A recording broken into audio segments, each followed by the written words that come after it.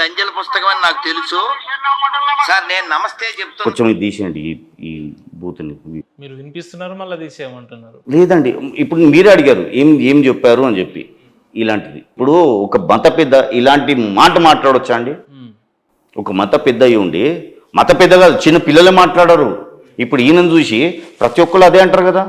ఇప్పుడు ఈయన పదజాలం ఎట్లయిపోయిందంటే క్రైస్తవులు అని చెప్పరు, ఇతను గొర్రెలు అంట ఒక మార్కే పెట్టేసిండు. గొర్రె బిడ్డలు ఎటకారంగా. అది ఏందది గొర్రెలా? మళ్ళీ గొర్రె దెబ్బ చూడండి మళ్ళీ ఎలా ఉంటుందో. తప్పండి. ఇప్పుడు ఈయన శిష్యులు కూడా అదే అంటున్నారు. చాలా మంది ఈయన ఫాలోవర్స్ ఎవరైతే ఉన్నారో క్రైస్తవులు అని చెప్పరు, వాళ్ళు కొందరు గొర్రెలని చెప్తున్నారు.